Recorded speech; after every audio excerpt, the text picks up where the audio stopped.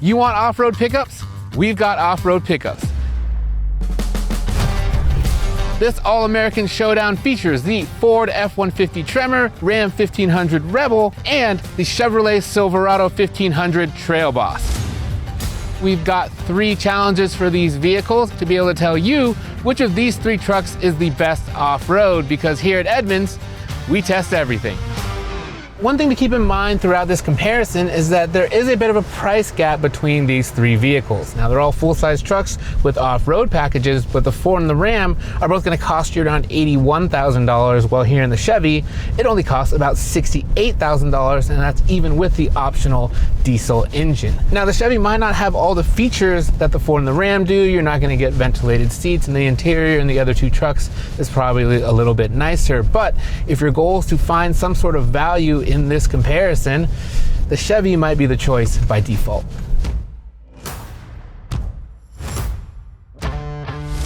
For our first test, we have a pretty large hill climb. Now, this hill climb is going to present a pretty good challenge for these trucks because it's pretty steep and it's pretty loose and quite rocky. So what we're going to do is we're actually going to start all the trucks set up the same way in 4 high in their off-road driving modes, and then we'll see how far up they can get, and as we need to, we'll layer in more stuff like 4 low and lockers, things like that. But I'm here in the Chevy and it's gonna go first. There are 2 things about the Chevy that make it mechanically a bit different from the other 2 trucks that we have here. First one, of course, is under the hood, where it's got that turbo diesel instead of a turbo 6-cylinder like we have in the other 2 trucks. And the second one, which may come into play here on this hill, is that it doesn't actually have a rear locker. So just like our Colorado Z71, there's no way for you to activate that rear locker yourself. It has what's called an auto locker. So once it detects slippage, it'll lock the rear automatically on its own. I don't really like this. I would rather have that control myself to turn the locker on when I need it. This makes the name Trail Boss a bit ironic because you're not really the boss over the rear of the truck at all. This hood, while it helps make the truck look real burly and manly like, these 2 kind of bulges here, they make it like a mini mountain range that's right in front of your face, and I really can't see anything out the front at all. So I've got my handy camera here on the screen for me to like look down if I really need to. Oh. Man, the low end torque from this diesel is great. I can just keep my foot maybe 1/4 to half throttle, and it just sort of takes me up pretty easily. Huh, this thing did much better than I thought it would. Now it's time to do it in the Ford, and there's something you should know about the Tremor. The Tremor comes with a pretty good amount of off-road equipment right out of the box. You get a rear locker, you get off-road suspension, you get some off-road driving modes as well. But on top of that, you can also add on something called the 402A package, as this truck does, and that costs you about $12,000, and that adds on even more goodies. So you get a bunch of stuff that makes the interior a lot more luxurious, and you also get the transfer case out of a Raptor, which gives you a 4-wheel drive auto setting. And so far, so good for the Ford, just like it was in the Chevy. The Tremor also has a larger tire than the Chevy does, a 33.2-inch tire, about 31-inch tires on the Chevy. The Ram has the bigger tires as well. One thing to watch out for on the Tremor package though is you get these steps that do make it easier to get into the truck. Metal pings might be those side steps and not the skid plates. Okay. This thing is just eating this hill up just like it was in the Chevy. Throttle dexterity, quite good. The low end torque output from this engine seems to be very even and very easy to modulate as I need to. Now we're getting to the tough part of the hill here with the biggest ruts. And we're still making it up. Had to give it a little more throttle there. It was kind of hard to tell on the Chevy at which points the auto locker kind of grabbed the rear and helped it up, but here in the Ford, I know it's completely unlocked and it's still climbing up with a pretty good amount of ease. The suspension does feel a bit less bouncy than it does in the Chevy. You get a bit more It just feels a bit more pliant. And so I am feeling these ruts and things, but I think in the Chevy, I was definitely getting tossed around a bit more. One advantage I think the Ford does have over the Chevy is that the visibility to the front is a lot better. You don't have those big bulges on the hood here, so I'm actually sort of able to have a much better sense of where the nose is, and the visibility overall in the F-150 is just superb.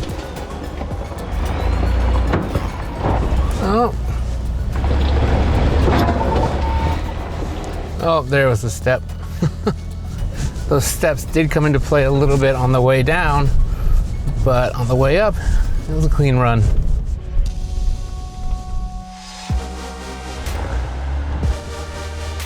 And now finally we have the Ram, and let's see if it can make light work of this hill, just like the other two trucks.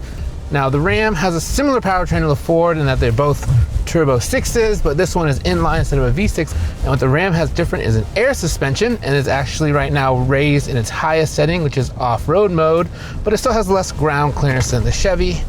And here we go, let's see if we can get up this hill.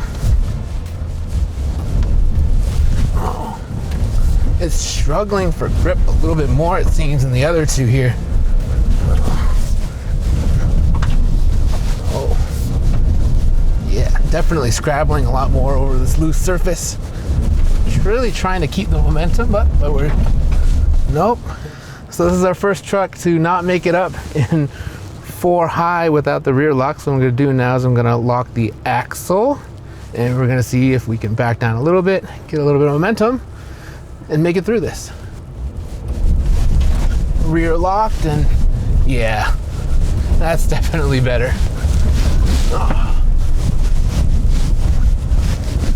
So with the locker on, the Ram made it up that first part of the hill pretty easily, but that's not as good as the Ford, which made it up with the rear locker off. In the Chevy, it's a bit hard to say because auto locker, so I don't quite know when it was turning on and off.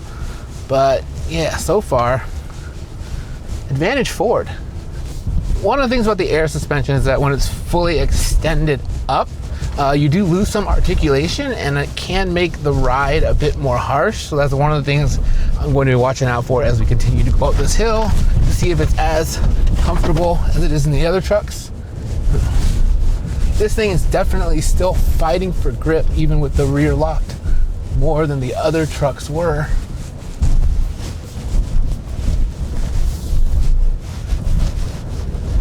And the Ram does have a decent size hood bulge, but visibility wise it's probably closer still to the Ford than the Chevy with that mountain range in front of you. This is definitely a lot more of a struggle here in the Ram. Wow. And we are stuck again.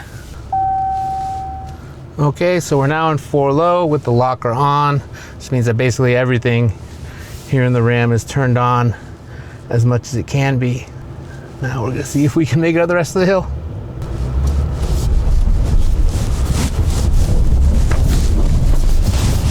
And with the 4 low turned on, we are moving once again. The Ram is going to make it up this hill, but it was a lot more work than it was in the other two trucks. Whew. Oh. Oh. That was not nearly as fun. On the hill climb, it was a very clear win for the Ford as it made it up the hill with ease, and it was the most comfortable from behind the wheel.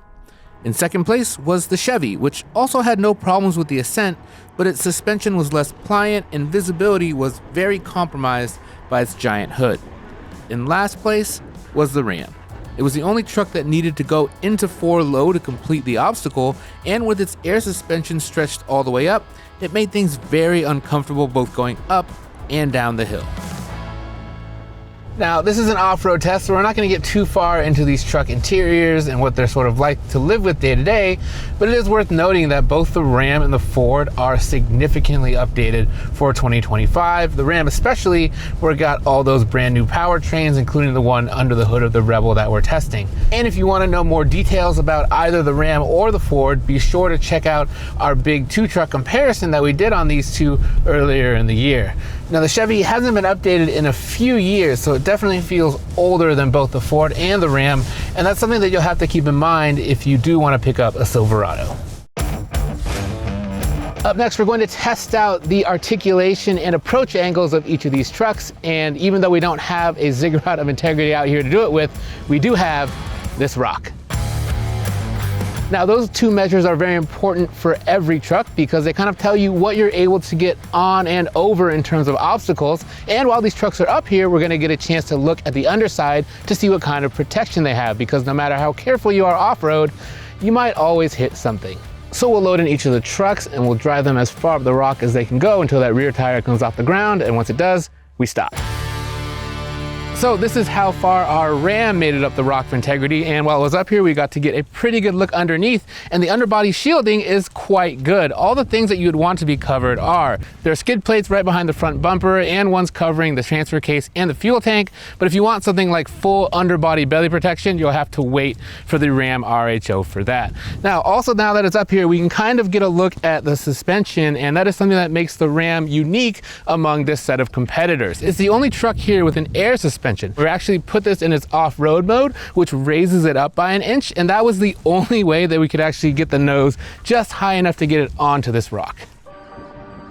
So now we've got the Ford up here, and not only was it easier to load in, it also went significantly further up than the Ram did. Now, while it's up here, we took a look underneath this one as well. Skid plates in all of about the same places, all the same things are covered. Another thing that we really noticed, the rear articulation on this truck is so much greater than it was on the Ram. This is a big part of why I was able to go up further. As you can see, the travel that you get out of this rear wheel is just so much more. Now, a big reason for that is that the Ram, that suspension, it might make it more comfortable on the street, but it is less flexible. This, with the traditional leaf springs, you're getting a ton of flexibility, and that's the reason that the Ford went as far as it did.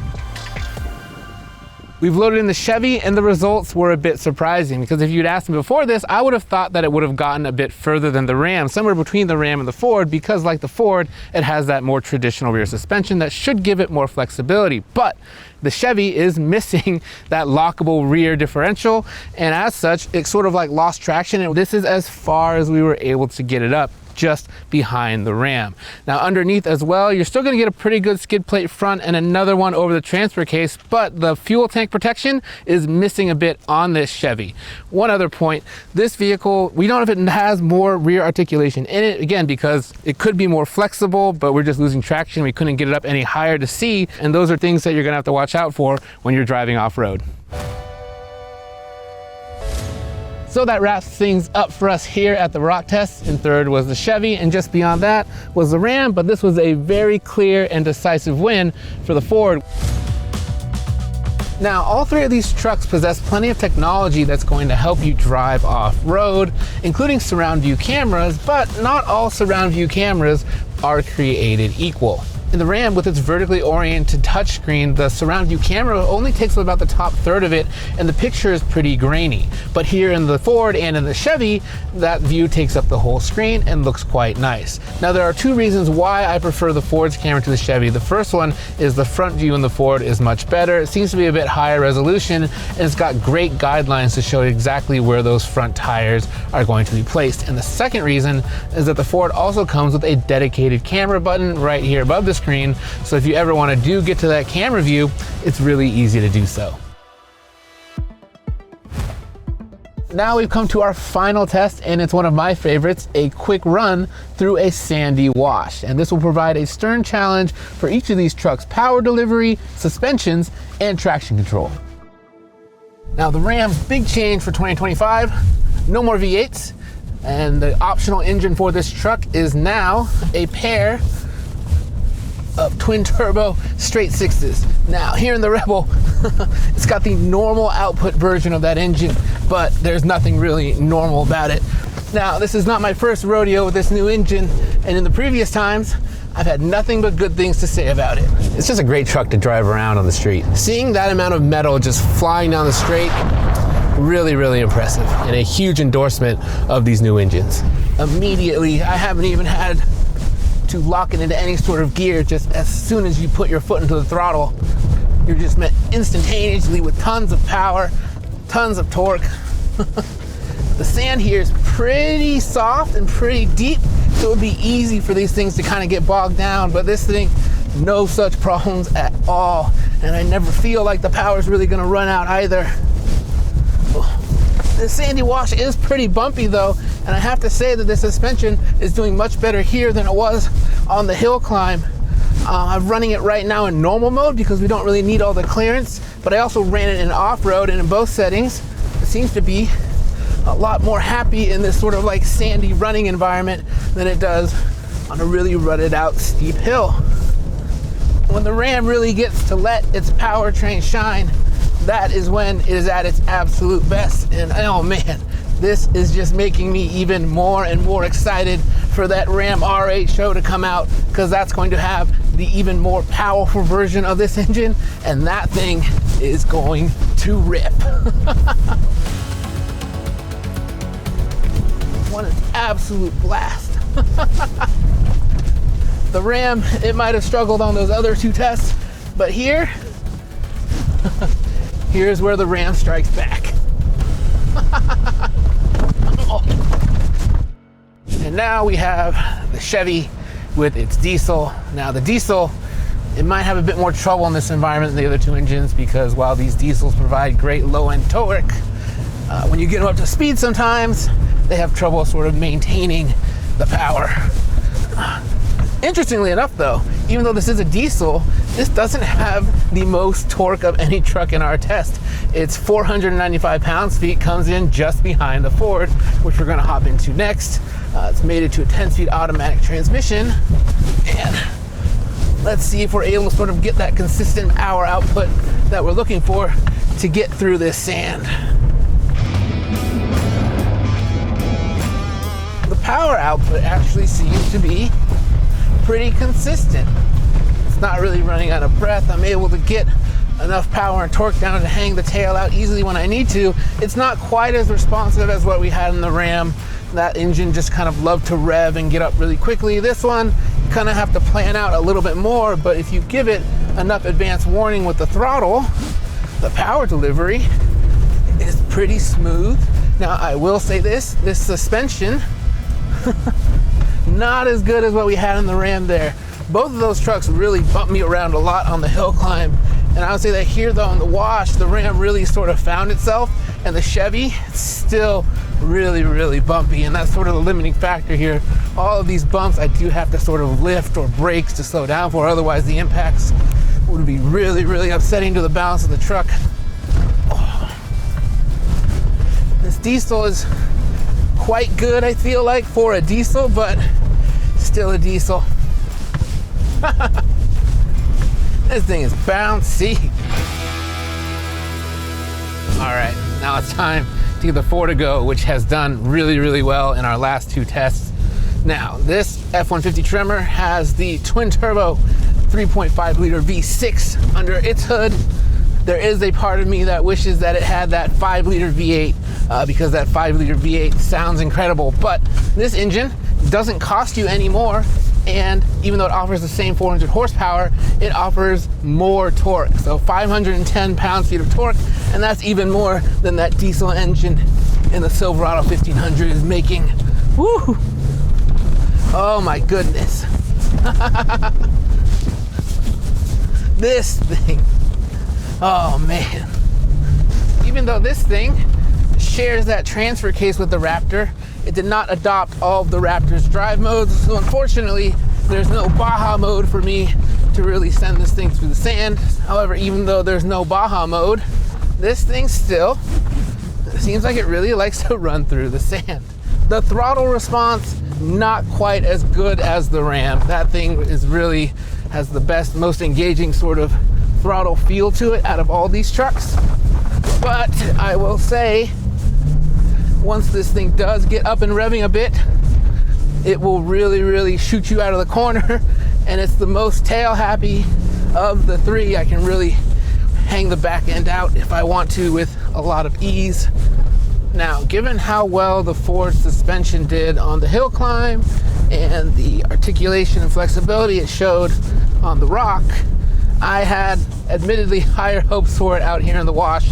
I do think that the Ram's ride in this environment is actually still a touch more composed than that of the Ford, but I will say that the Ford is definitely better than the Chevy in that regard. Man.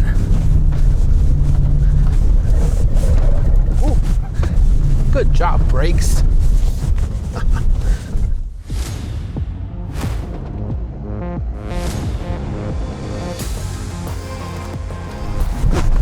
Not quite as good at handling those impacts as the Ram is.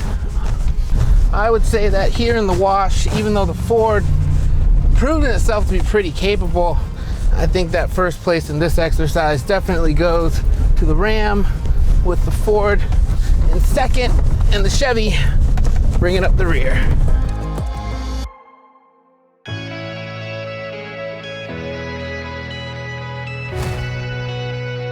So after a long, windy day of testing, we are here with the results, and this was a very dominating performance from the Blue Oval.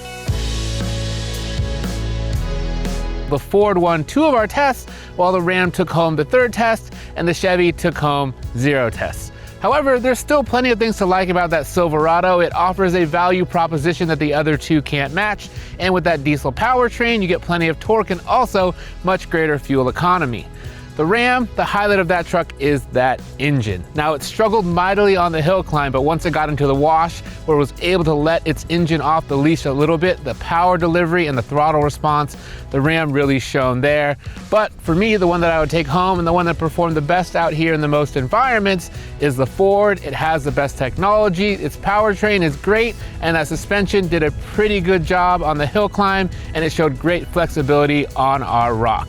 Now, each of these full-size trucks proved to be pretty capable off-road, but the fun part is each of them has a big brother, which should be able to do even more. So please like and subscribe so you don't miss out when we get the real big boys out here to do all these tests all over again.